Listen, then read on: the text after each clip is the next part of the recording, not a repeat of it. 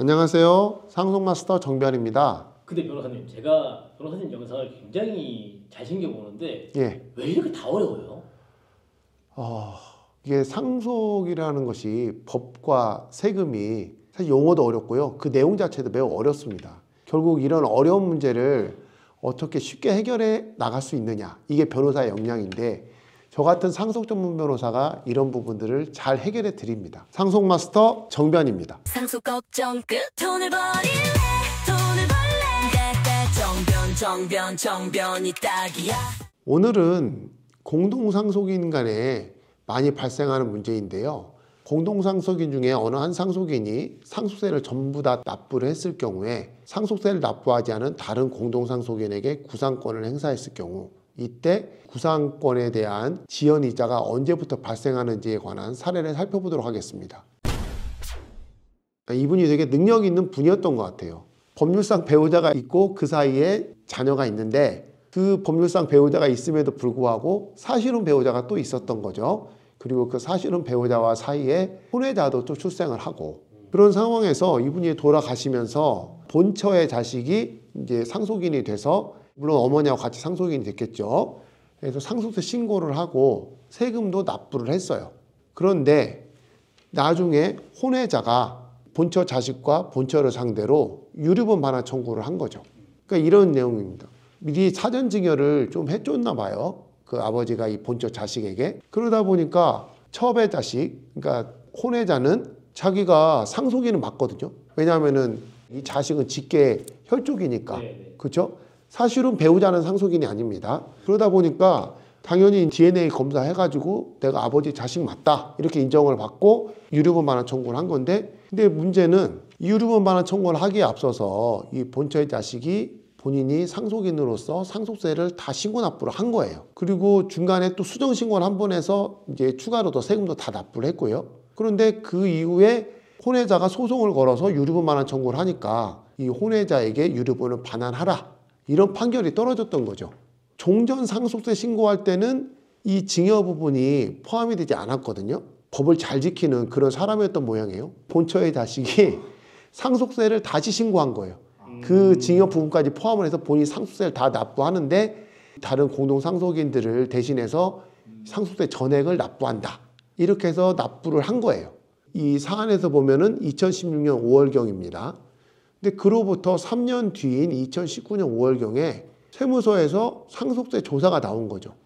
그런데 세무서에서 상속세 조사를 해보니까 다 납부라고 맞게 낸 거예요. 그러니까는 상속세 결정세액이 없어서 0원이다. 그렇게 해서 통지를 해서 상속세 결정 통지를 한 거예요. 이 본처 자식에게. 그러고 나서 이 본처의 자식이 혼외자들을 상대로 너가 상속세 내야 될 것까지 내가 냈으니까 나한테 구상금 줘라, 이렇게 소송을 건 거죠. 근데 여기서 문제가 됐던 게 상속세를 냈던 원금 부분은 뭐 문제가 아니에요. 그럼 지연이자가 언제 발생하느냐가 문제입니다. 그러니까 시점이 두 가지로 나눌 수가 있습니다. 2010년 5월경에 상속세를 납부했을 때 다른 공동상속인인 혼외자가 상속세 납세 의무가 면책이 된 것으로 봐야 되는 건지, 2019년 5월경에 세무서에서 상속세가 0원이라고 해서 통지를 했을 때 그때 상속세 납세 의무가 최종적으로 소멸한 건지에 따라서 달라지는 거죠. 만약에 상속세를 다 납부한 그때 소멸했다고 하면 2016년 5월부터 지연이자가 가산되겠죠. 그런데 그게 아니라 상속세를 납부했지만 법적으로 소멸되는 거는 세무서에서 통지를 했을 때 소멸된다. 그러면은 3년 뒤인 2019년 5월부터 지연이자가 가산되겠죠. 그렇죠. 3년 차이가 나네요. 예. 그래서 이 문제 때문에 이게 이제 재판에서 쟁점이 됐던 겁니다. 근데 이 사안에서 좀 알아야 될 배경 지식이 있습니다. 어떤 부분이냐면 상속세의 과세 방식입니다. 세금에는 부과하는 방식에 따라서 크게 두 가지로 나눌 수가 있거든요. 하나는 부가과세 방식이 있고 또 하나는 신고과세 방식이 있습니다. 이게 납세 의무가 확정되는 방식인데요. 부가과세는 세무서에서 납세고지서로 납세자에게 보낼 때 이 납세 의무가 확정이 되는 거고요. 신고과세는 납세자가 해당 세무서에다가 신고하고 세금을 낼 때 그때 확정이 되는 겁니다. 그러니까 대표적인 예가 신고과세는 우리 종합소득세 있죠. 이거는 우리가 신고서를 내면서 납부할 때 그때 확정이 됩니다. 그런데 대표적인 부가과세는 상속세 증여세입니다. 그런데 여러분들 제 동영상 그동안 많이 보셔서 아시겠지만 상속세도 신고 납부를 하죠. 그러니까 상속세 신고기한이 상속 개시 속한 날의 말일로부터 6개월까지죠. 그 안에 상속세 신고서를 내고 그 신고서에 적힌 상속세액을 납부를 해야죠.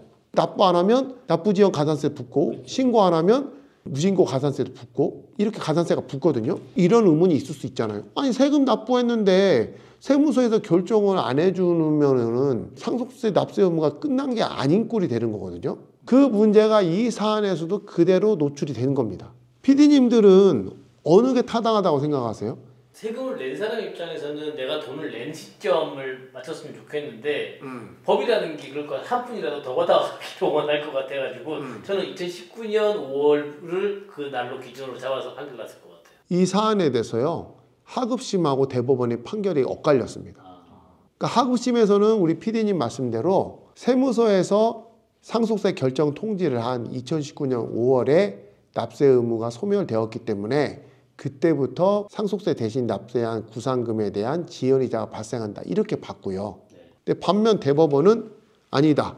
실제 본처의 자식이 상속세를 납부를 했을 때 그때 소멸된다. 이렇게 판단을 했습니다. 대법원이 그렇게 판단하는 이유는요. 두 가지 측면에서 볼 수가 있습니다. 세금에 대한 기본법이 국세기본법이라는 법이 있거든요. 여기에서 납세 의무의 소멸 사유로 세금을 납부하는 것을 하나의 원인으로 두고 있습니다. 그리고 이게 좀 어려운 용어긴 한데요. 추상적 납세 의무와 구체적 납세 의무가 있습니다. 이거를 상속세에서 구체적으로 설명드리면 추상적 납세 의무는 상속이 개시될 때 그러니까 피상속인이 사망함으로 인해서 상속세 납세 의무는 발생하는 거죠. 다만 이게 구체적 납세 의무로 확정이 되는 거는 세무서에서 상속세 신고 내용을 받아가고 결정을 할 때 구체적 납세 의무로 확정이 되는 거거든요. 네. 그런데 이 추상적 납세 의무가 성립한 시점에서 세금을 납부해서 실제 세금이 나중에 구체적 납세 의무 때 영원으로 확정이 됐다고 하면 일단은 국세기본법상 세금을 납부한 게 이 세금의 소멸 원인에 해당이 되는 거기도 하고 그리고 추상적 납세 의무가 성립했을 때 이미 납세 의무가 소멸이 됐다고 볼 수도 있는 거죠. 그리고 또 만약에 이때 납세 의무가 소멸이 안 됐다고 보면 세무서에서 상속세를 받은 돈에 법적 성질을 뭘로 규정할 수 있냐 애매한 거예요. 왜냐하면 결정 통지 때 세금이 확정된다고 하면 세무서에서는 세금도 아닌 돈을 받게 되는 꼴이잖아요.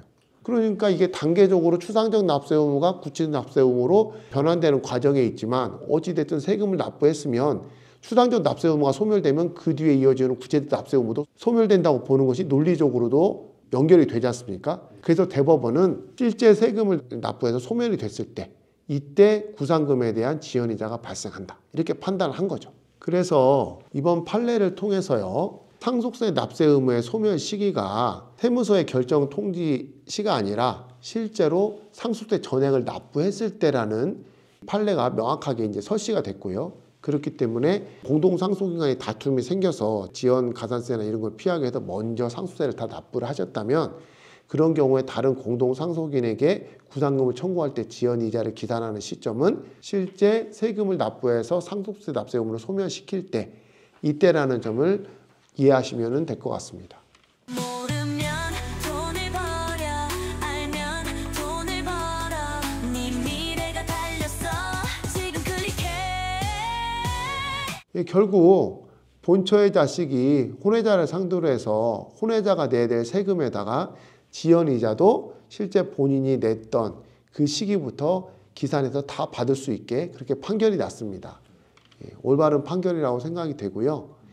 여러분들도 이런 공동상속이 발생했을 경우에는 상속세를 납부를 하고 그리고 다른 공동상속인에게 그 납부한 세금 중에서 그 몫에 해당하는 걸 청구할 때는 지연손해금의 기산 시기를 상속세 납부를 한 시점부터 해야 된다.